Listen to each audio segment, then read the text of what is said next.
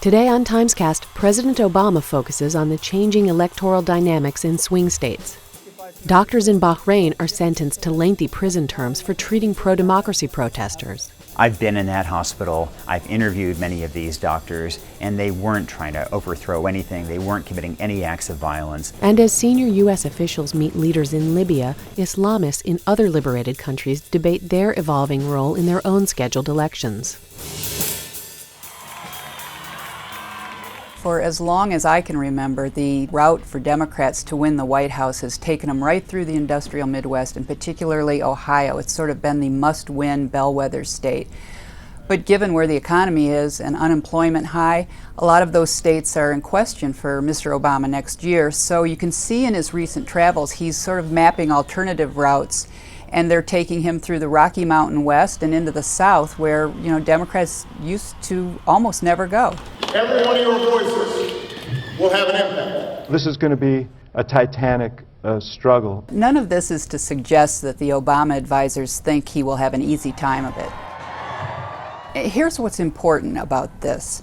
A state like Ohio is going to be in play from, every 4 years, and it'll be more trouble in a year like this when the economy's bad. But for the long term, campaign in and campaign out, we can look at the future years and see that Democrats are likely going to be competitive from now on in states like those Rocky Mountain states and southern states where the demographics are changing to their favor because of the independent voters who are higher educated, higher income, and the influx of minority voters, making these states more diverse and more favorable to Democrats as a result. The Gulf country of Bahrain, a close U.S. ally, today sentenced 20 doctors to prison for up to 15 years each. It said that their crime was attempting to overthrow the government. In fact, the real sin of these doctors seems to have been that they supported pro-democracy protests earlier this year, and that they tried to provide medical assistance to other people who'd been beaten up by the government and by the security forces in that country. Just now we got ambulance. I'd like to help put a human face on the brutal crackdown that we witnessed here. I've been in that hospital, I've interviewed many of these doctors, and they weren't trying to overthrow anything, they weren't committing any acts of violence. They were simply trying to be doctors.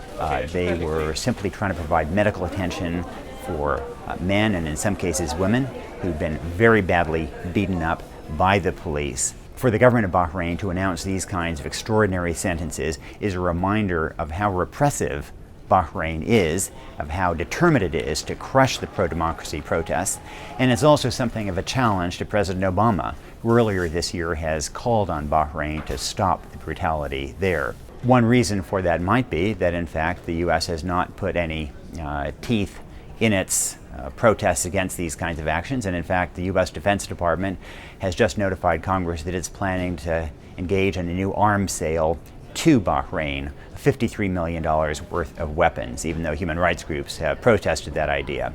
If we, as the United States, are going to oppose human rights abuses in Syria and in Iran, then for consistency's sake, we have to be equally determined to oppose human rights abuses in our own ally, Bahrain.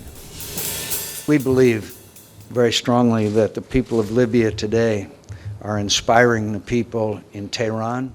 And as Senator John McCain visits Tripoli to congratulate Libya on its pro-democracy revolution, Islamists gear up their election campaigns in neighboring Tunisia and Egypt. Next door in Tunisia, we're now less than a month away from what promises to be the first free and fair elections for a new constituent assembly. And in Egypt, the military council governing the country on an interim basis has said that they're going to begin holding parliamentary elections beginning at the end of November. In all three countries, we're seeing Islamic political activists, Islamists, emerging as a new and potentially dominant political force. But as they do so, we're also seeing new fissures and debates occurring within their movement over its goals and even its identity. On the one hand, you see Ennahda, the Islamic party in Tunisia, saying they no longer want to use that name to describe themselves because they stand for a brand of Islamic politics that is much more liberal, if you will, accepting of a durable constitutional democracy, whether they're in power or not, and predicated on a high degree of tolerance and respect for individual liberties. They're following in the footsteps of the Turkish Islamists led by their Prime Minister Erdogan. Against that, you see at least a faction of the Muslim Brotherhood saying, no, we stand for something, and that is a state which is Islamic in character and will try to do its part to uphold the Islamic moral codes found in the Quran, maybe not immediately, but over time. And these new battles pitting one set of Islamists against another, the more liberal against the more puritanical, may even be replacing the old battle lines between Islamists on the one side and secularists on the other.